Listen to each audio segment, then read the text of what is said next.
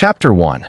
Dustbread in quiet hands. The convoy crawled across the salt flats like a wounded animal that refused to die, wheels chewing the cracked white ground, engines coughing heat into the thin air, every metal surface coated in a film of pale dust that looked like snow until it got into your mouth and tasted like pennies and old bones.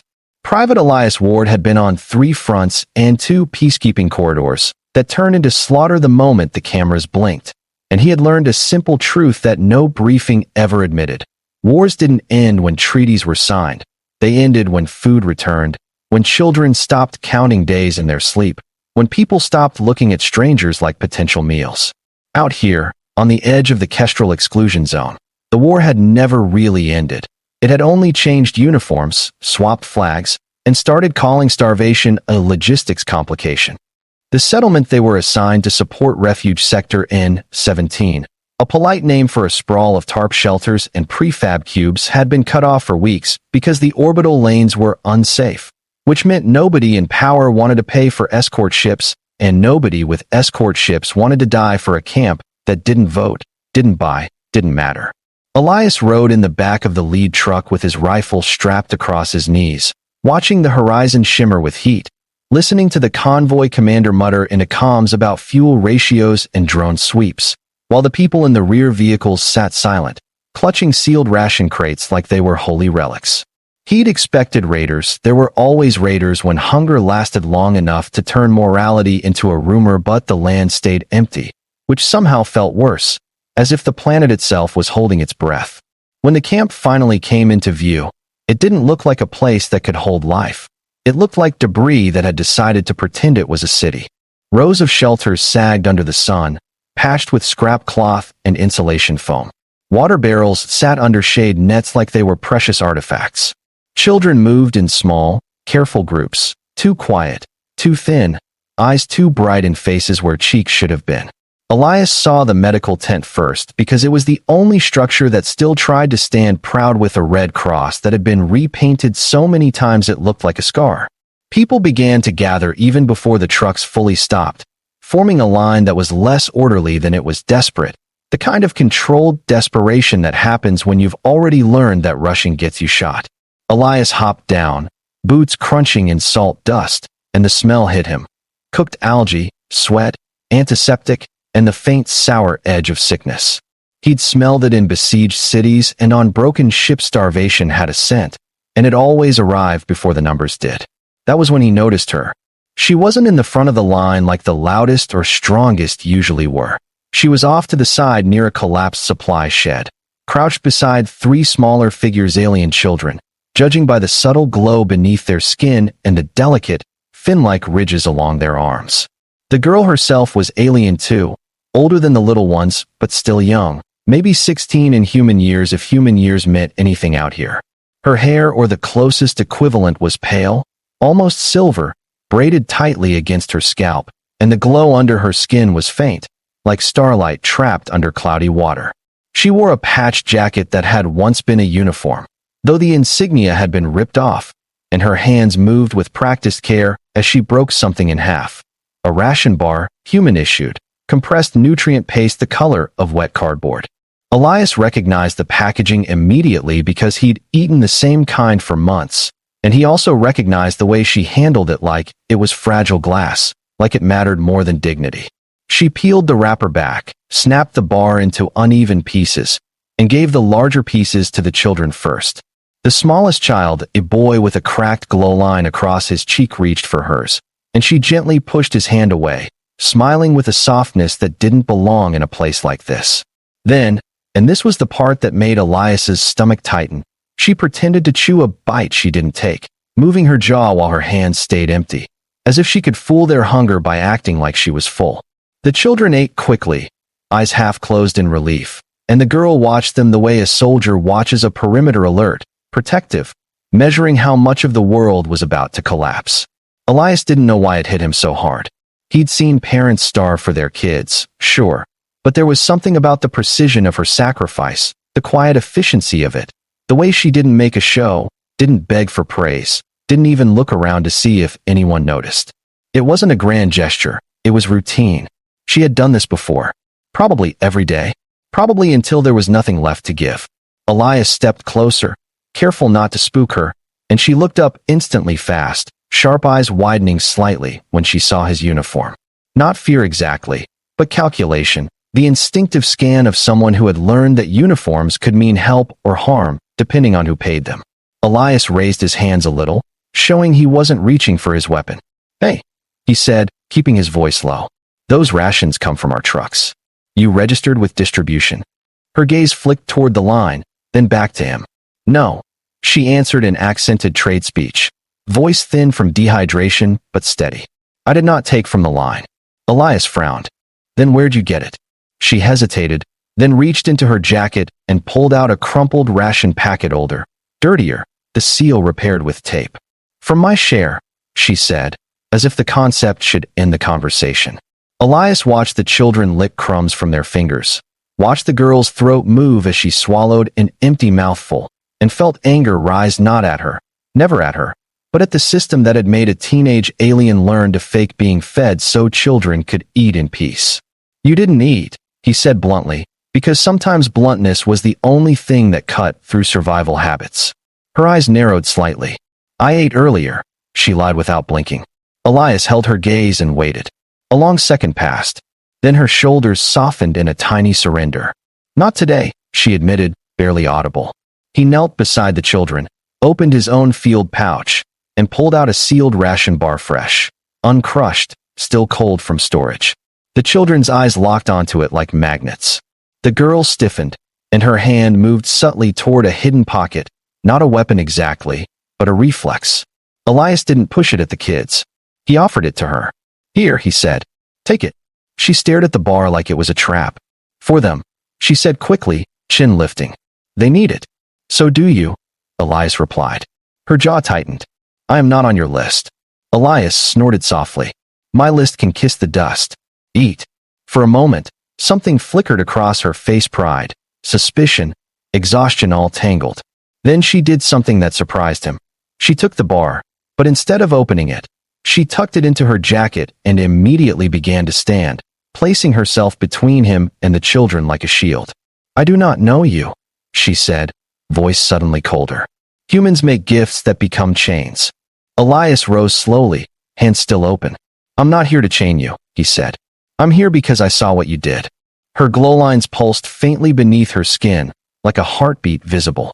"Seeing is not saving," she said, and turned to shepherd the children away, guiding them toward the shelters with the quiet authority of someone who had become an adult too early. Elias watched them go, the girl's thin frame and steady steps, and felt a strange certainty settle in his chest like a loaded magazine.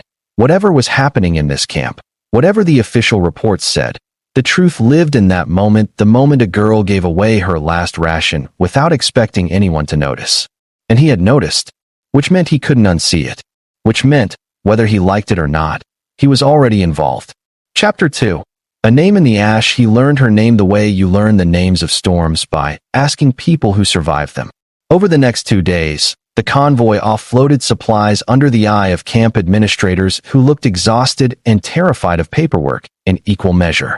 Elias volunteered for perimeter patrols because it let him move through the camp without someone constantly shoving clipboards at him, and because he couldn't shake the image of that girl miming a bite she didn't have. He found her near the water station at dusk, balancing 2 half-filled canisters while the children from before clung to her sleeves like small moons orbiting a planet. A camp worker, an older alien woman with the same faint glow beneath her skin, nodded toward her when Elias asked.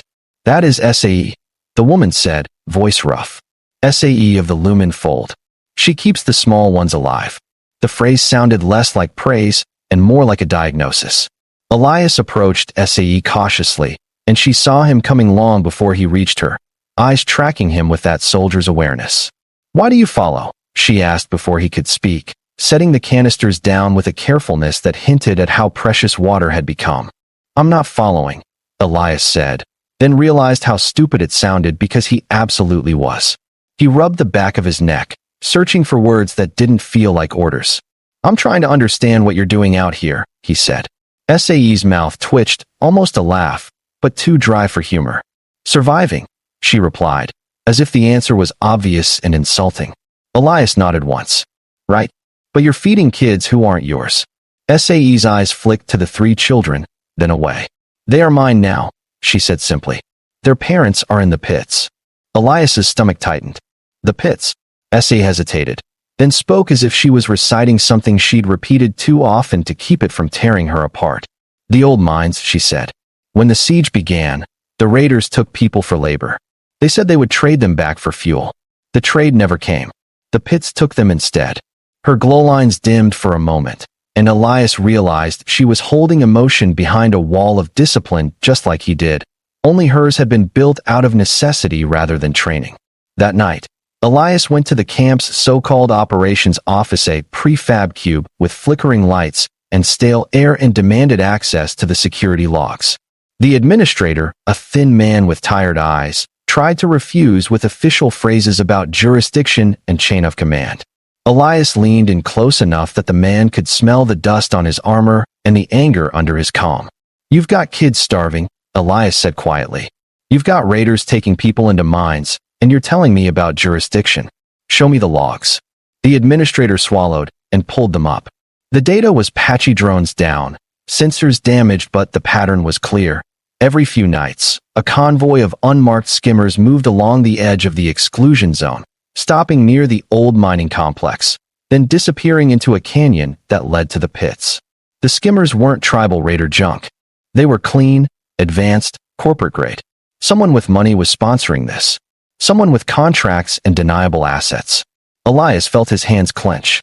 War always had profiteers, but there was something especially grotesque about profiting from a camp that was already dying. He returned to SAE's shelter before dawn, carrying a small bundle, 3 ration bars, a packet of rehydration salts, and a can of nutrient broth scavenged from officer supplies he technically wasn't supposed to distribute without authorization. SAE was awake, sitting in the dim light, sewing a tear in a blanket with thread pulled from her own jacket. She looked up when he entered, expression unreadable. You again, she said. Elias set the bundle down gently. For you, he said. SAE stared at it without moving. For them, she corrected automatically, but her voice lacked conviction. Elias shook his head. For you, he repeated. If you drop, they drop. That's how it works. SAE's fingers tightened on the needle. That is why I do not drop, she said, stubborn as stone. Elias exhaled. SAE, he said, trying her name like it might open a door. You can't keep burning yourself like fuel and expect the fire to last. SAE looked at him, then really looked, and something in her gaze sharpened into a blade. Do not speak to me of fire, she said quietly. My people are fire. We glow because we share. When we stop sharing, we die. Elias frowned. Your biology? SAE nodded once. Our bloom lines, she said, touching the faint luminous threads on her wrist. They brighten when we give. They dim when we hoard. That is the fold's truth. She glanced at the bundle again, and Elias realized the horror hiding beneath her culture. Giving wasn't just moral. It was physiological, a feedback loop that rewarded sacrifice and punished selfishness until generosity became a survival law. So you're literally wired to give, Elias murmured. SAE's eyes narrowed. We are wired to belong, she corrected. And belonging costs. Elias sat down on the floor across from her, because standing felt like looming. I saw you fake eating, he said softly. SAE's jaw tightened, shame flashing like a brief flare beneath her skin. They do not need to know, she whispered. If they know, they will try to give back, and then they will break too. Elias nodded slowly because he understood that kind of leadership, the kind where you hide your wounds so others can keep walking. He had done it with his squad mates. He had done it with younger recruits who looked at him like a map out of hell. Okay, he said, but here's what I need you to know. I'm not leaving this camp the way I found it. SAE's expression remained guarded. Humans leave, she said, voice flat. They come with flags and speeches, then the sky changes and they vanish. We bury the ones who believe them. Elias felt the words hit like sandpaper. Maybe you're right, he admitted. But I'm still here today. He slid 1 ration bar across the floor toward her. Eat, he said, not as an order, but as a promise he intended to keep. SAE's hand hovered over it, trembling slightly, and the glow lines under her skin pulsed faintly as if her body could sense the conflict between her instinct to give and the permission, finally, to receive. She broke the bar in half without thinking and pushed one half toward him. Elias stared at it. "No," he said. SAE's eyes flashed. "Yes," she insisted. "If you want my trust, you take." Elias hesitated, then realized the truth. To SAE, accepting without sharing was a kind of insult, a refusal to belong. Slowly, he took the half bar, and SAE's shoulders relaxed a fraction, as if a rule of her universe had been satisfied. She ate her half in small bites, eyes closed, and for the first time since he'd met her, the glow beneath her skin brightened not in sacrifice, but in relief. Elias watched it and felt something twist in his chest that wasn't pity and wasn't admiration, but a fierce protective anger at the world that had demanded so much from a girl who should have been thinking about anything other than survival. Over the next week, Elias made himself useful in ways the official mission didn't cover. He repaired broken purifier coils. He taught camp teens how to set perimeter alarms using scrap wire and old comm chips. He rerouted distribution routes so food reached the quieter shelters where the loudest didn't dominate. SAE watched him the whole time, like she was waiting for the moment his kindness turned into a bill. And then one evening, as the sun bled orange across the salt flats, she approached him with the 3 children trailing behind, and she said, "The pits will take more tonight." Elias's spine went rigid. "How do you know?" SAE's glow lines dimmed slightly.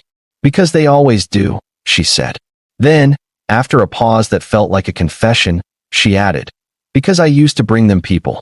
Elias stared. The air seemed to drop in temperature. SAE's eyes didn't flinch. "Before I ran," she whispered.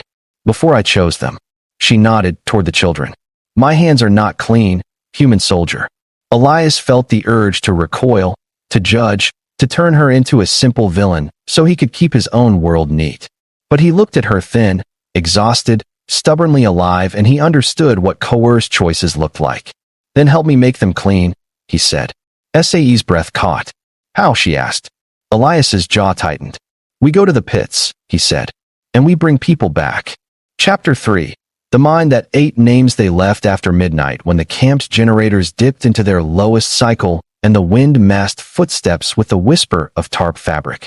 Elias took 2 other soldiers who still remembered what they were supposed to be before war, turned them into logistics tools. Sergeant Mina Cho, sharp-eyed and quiet, and Corporal Havel, a heavy-built man with a medic's hands and a killer's fatigue. SAE came too, wrapped in a dark cloak, glow lines masked beneath layers, and the children were left under the care of the older fold woman who watched them like they were her last reason to breathe. SAE carried no weapon. She claimed she didn't deserve one, and that alone made Elias uneasy, but she moved with certainty through the salt flats toward the canyon, following memory like a scar you can't stop touching. The night was cold enough to make breath visible, and the stars looked hard and indifferent. Elias's comm stayed silent except for the occasional click of Mina's drone feed, showing heat signatures far ahead. Skimmers, 3 of them, moving like predatory insects along the canyon rim. Corporate grade, just like the logs had shown. They waited in a notch of rock until the skimmers passed, then followed at a distance, keeping low, using the canyon's broken shadows as cover. As they approached the mining complex, Elias felt the landscape change from open emptiness to something claustrophobic, rock walls closing in, the air smelling faintly of ozone and old machinery. The mine entrance yawned like a mouth, surrounded by rusted gantries and collapsed conveyor rigs. Lights flickered inside, not steady industrial lighting but harsh, intermittent strips, like the place couldn't decide whether to be seen. Voices drifted out. Guards, laughing, complaining, not the wild shrieks of raiders but the bored chatter of people doing a job. Elias's anger tightened into something cold. People had built this. People had scheduled shifts around it. SAE stopped at the edge of the entrance and pressed a hand to the rock wall, as if she could feel the mine's pulse. Her glow lines flickered faintly beneath her sleeve, reacting to stress. "They keep them below," she whispered. "Deep, where the old veins were." Mina glanced at Elias. "We go in, we find prisoners, we extract," she murmured. "We do it fast, or we die." Elias nodded, then looked at SAE. "Can you get US past security?" SAE's face tightened. "I can try," she said. "But if they see my lines, they will know." Elias exhaled. "Then we don't let them see," he said. They moved. Mina disabled a camera with a silent EMP puck. Havel cut the power to a sensor array with a quick, practice slice. Elias approached a side door half buried by debris and forced it open with a pry bar, slipping inside the complex's service corridor. The air was warmer in here, heavy with dust and chemical tang. They crept past a guard station where two men in corporate security armor sat half asleep, rifles leaning against the wall. A holoscreen showing mining output graphs like this was just another night of productivity. Elias felt something snap inside him, not a loud break, but a firm decision. Mina tossed a stun pellet. It hissed, flashed, and both guards slumped without a sound. Elias dragged them into the shadows, bound their hands, and kept moving. He didn't like violence, but he liked the idea of children being dragged into pits even less. Downward they went, deeper into the mine, where the walls sweated mineral residue and the lights flickered with a sick pulse. SE moved ahead now, guiding them through turns that felt instinctive, like her body remembered this place the way a scar remembers the blade. At one junction, they heard crying faint, muffled, and followed it to a barred gate.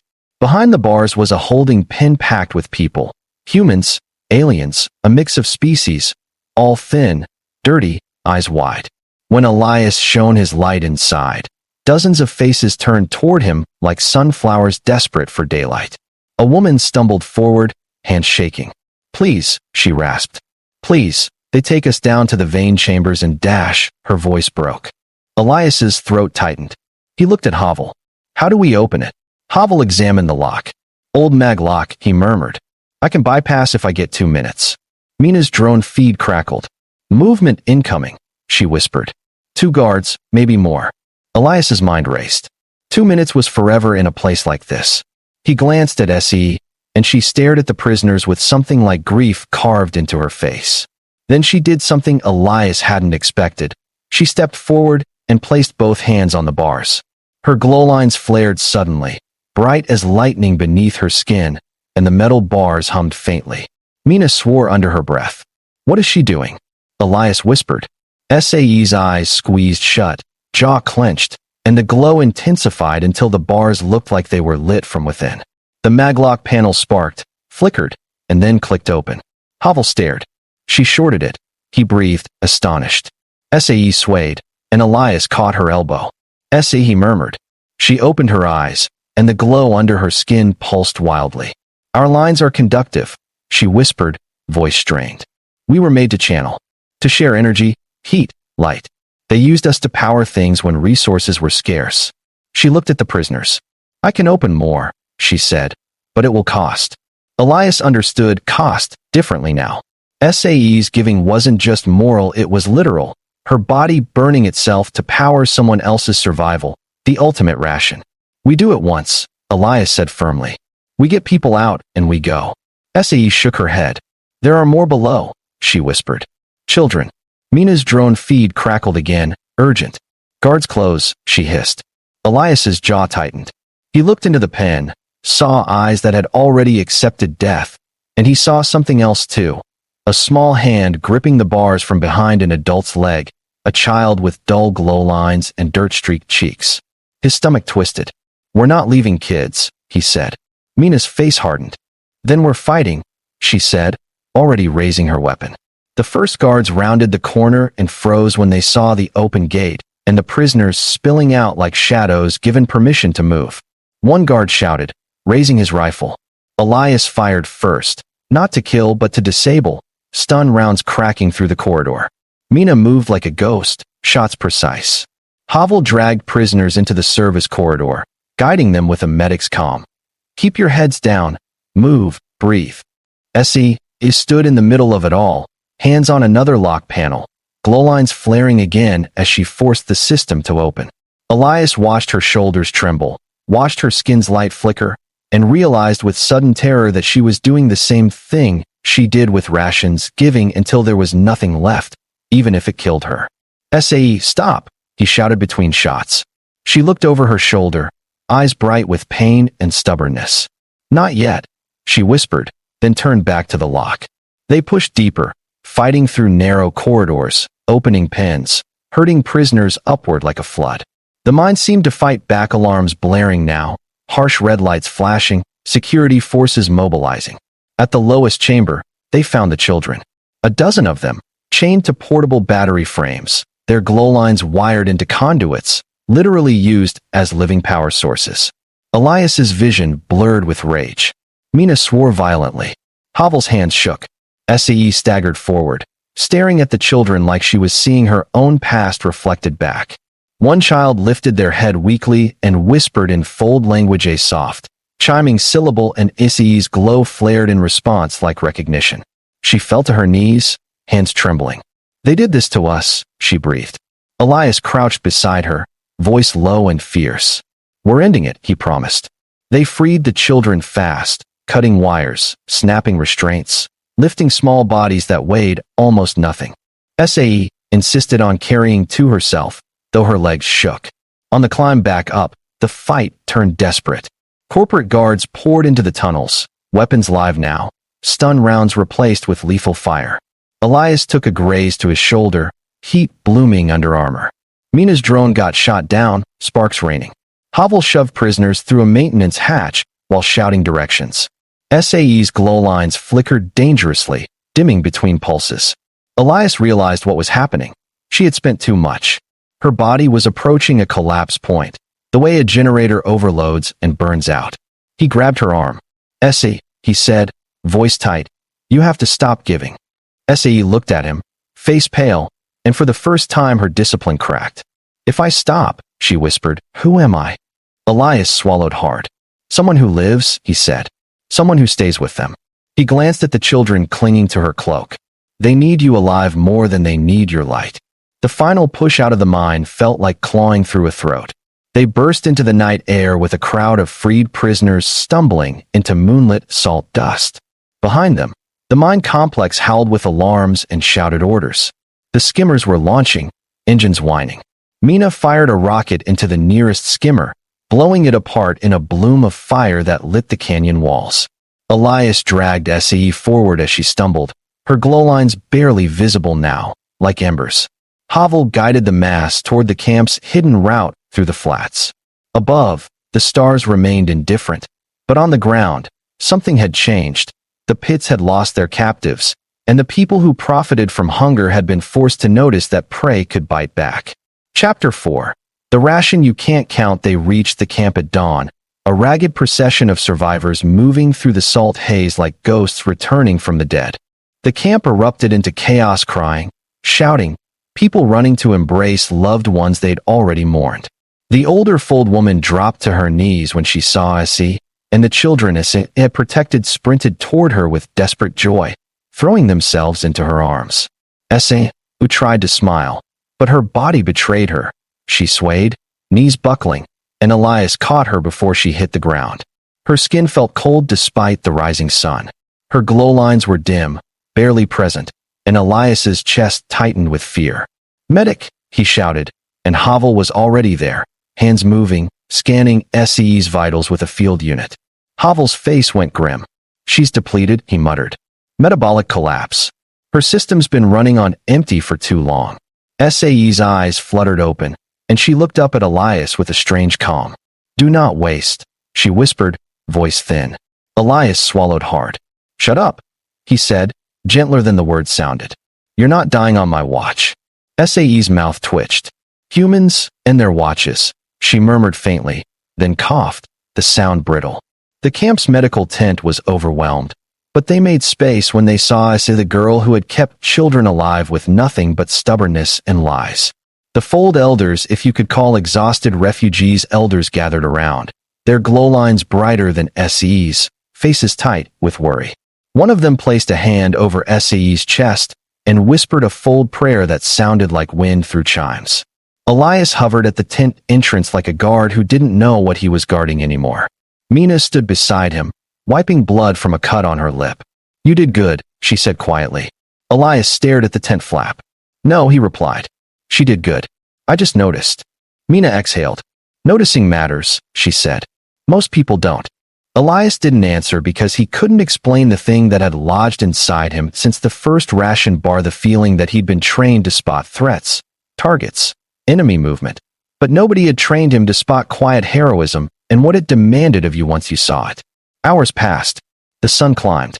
Corporate skimmers appeared on the horizon, distant and circling, not attacking yet because the camp was now under the convoy's flag and cameras were up, drones hovering, broadcast signals lit like warning beacons.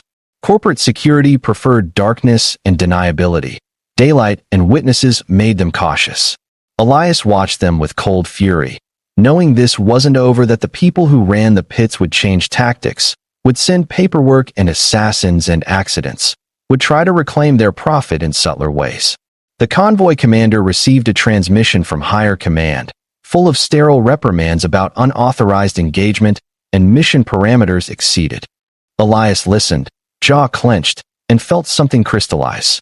He was done letting parameters define morality. He was done being a tool. If the system wanted to punish him for saving people, it would have to do it loudly, in front of the same cameras it used to pretend it cared.